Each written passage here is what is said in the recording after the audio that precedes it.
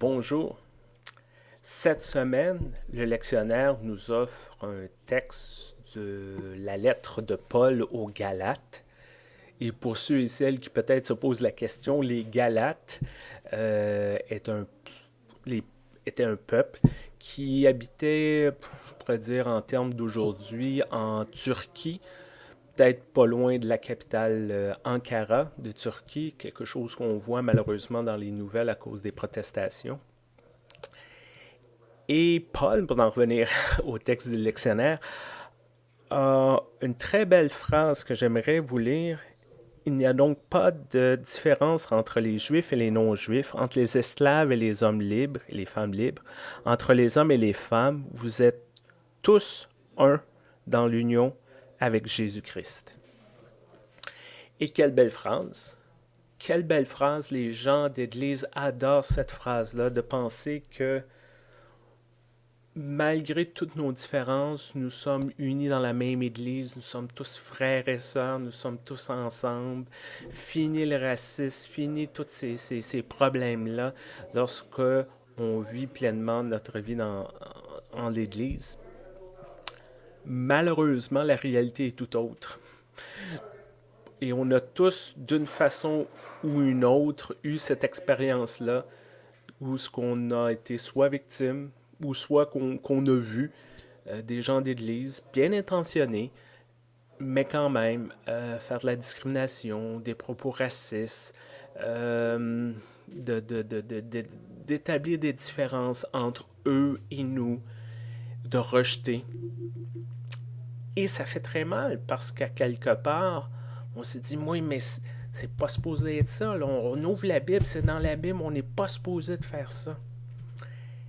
Et peut-être, d'une façon de voir ça, c'est que lorsque Paul écrit ces mots-là aux Galates, et nous aussi, quand on lit ces mots-là, c'est de nous rappeler que ces mots-là, c'est pas qui nous sommes. Quand Paul écrit ça aux Galates, il leur dit, c'est à ça que vous devez aspirer.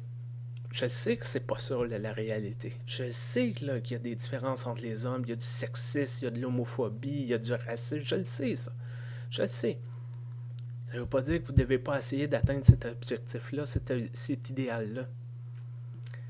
De plus, ce qui est intéressant ici, peut-être que j'y vois plus que... Je n'ai pas travaillé le grec original, puis peut-être j'y vois plus que ce qu'il y a, mais à quelque part, moi, ce que j'aime, c'est de pas dire on va tout être pareil. C'est il n'y a plus de différence entre ces gens-là qui ne sont pas pareils. Que les hommes vont demeurer des hommes, des femmes vont demeurer des femmes. Oui, il y aura des riches, oui, il y aura des gens vulnérables, il y aura des puissants, il y aura des pauvres, mais les différences, ce qui fait qu'on n'est pas capable de travailler ensemble facilement, mais ça, c'est vers ça qu'on doit aspirer, que ça s'aplanisse, qu'on trouve un moyen d'être ensemble, d'être unis à travers nos différences. Et ça, je pense, c'est un message très porteur d'espoir, mais aussi qui nous challenge beaucoup. Encore récemment, des questions sur les accommodements raisonnables, toutes ces discussions-là sur le religieux, sur l'intégration, sur toutes ces choses-là, qui nous fait montrer que lorsqu'on ne, qu'on laisse la place aux extrémistes, mais surtout lorsque on n'essaye pas d'aplanir nos différences, pas d'essayer d'être un comme les autres puis tout le monde pareil, mais d'être différent et d'apprendre à travailler ensemble pour un but commun, il y a quelque chose qui peut arriver. Quelque chose de bon, quelque chose de porteur, quelque chose de positif. Cette semaine, je vous souhaite pas nécessairement de rencontrer quelqu'un de différent parce qu'on en rencontre plein partout, n'importe où on va. Il y a toujours une différence.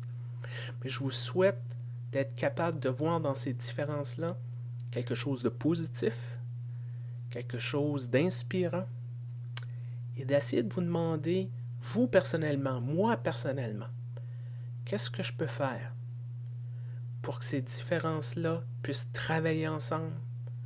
Comment que toutes ces frictions-là puissent disparaître, puis comment qu'on puisse être un et unis ensemble. en Jésus dans nos communautés, dans nos familles. Bonne semaine, portez-vous bien, à bientôt.